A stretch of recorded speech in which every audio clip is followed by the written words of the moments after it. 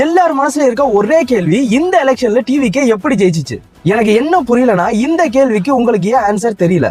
இந்த வீடியோவோட கடைசியில் அதுக்கான ஆன்சர் இருக்கு, சோ ஃபுல்லா பாருங்க. இவங்க எல்லாருமே பாத்தீங்கன்னா இந்த அரசியல்ல பல வருஷமா இருக்காங்க.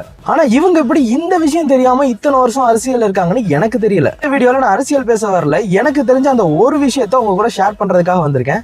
இவங்க எல்லாருமே என்ன சொன்னாங்கன்னா, டிவிக்கே ஒரு தொகுதியில கூட ஜெயிக்காது, அப்படியே ஜெயிச்சாலும் ஒரு தொகுதியில 2 தொகுதியில தான் ஜெயிக்கும். உண்மையாவே ஆச்சரியமா இருந்துச்சு, எப்படி இவ்வளவு கான்பிடென்ட்டா இதை சொல்றாங்கன்னு. ஏன்னா எனக்கே தெரிஞ்சது டிவிக்கே ஜெயிக்கும்னு சொல்லி. ஏன் விஜய் ஜெயிச்சாருன்னு சொல்றத ஒரு சின்ன எக்ஸாம்பிள் நான் சொல்றேன். ஒரு ஃபுட்பால் மேனுஃபேக்சரர் இருக்காரு. அந்த ஃபுட்பால் மேனுஃபேக்சர் பாத்தீங்கன்னா, அவர் பரம்பரையா ஃபுட்பால் தயாரிக்கிறது அவங்களுக்கு ஒர்க். அவர் என்ன வேர்ட் யூஸ் பண்றாருன்னா, எங்க ஃபேமிலிக்கு தெரிஞ்சதை விட ரொனால்டோக்கு ஃபுட்பால் பத்தி என்ன தெரியும் அப்படின்னு ஒரு கேள்வி கேட்கிறாரு. இதே மாதிரி ஒரு கேள்விதான் விஜய் கிட்டையும் கேட்கப்பட்டுச்சு. விஜய்க்கு அரசியல் பத்தி என்ன தெரியும்? ரொனால்டோக்கு ஃபுட்பால் பத்தி தெரியணும்னு அவசியம் கிடையாது, ஃபுட்பால் விளையாடுற டெக்னிக் தெரிஞ்சா போதும். இதை ஏன் நான் டிவிக்கு வின் பண்ணதோட கம்பேர் பண்றேன்னா, மக்களோட மனசு தான் அந்த ஃபுட்பால். விஜய்க்கு அரசியல் தெரியும்ன்றதை விட மக்களோட மனசை எப்படி கவர்றதுன்றது விஜய்க்கு நல்லா தெரியும். 33 வருஷமா விஜய் அதுக்கு தான் பிராக்டிஸ் பண்ணி. இந்த அரசியல், ஆட்சி, இது எல்லாத்துக்குமே முன்னாடியே ஒரு லேயர் இருக்கு. அது என்ன லேயர்னா எலெக்ஷன். இந்த எலெக்ஷன்ல ஓட்டு போட போறது மக்கள். சோ மக்கள் மனசு வச்சாதான் வின் பண்ண முடியும். இந்த 2026 எலெக்ஷன்ல கலந்துக்கிட்டதுலயே மக்கள் மனசோட பிளே பண்ண தெரிஞ்ச ஒருத்தர் யாருன்னு நீங்களே சூஸ் பண்ணுங்க.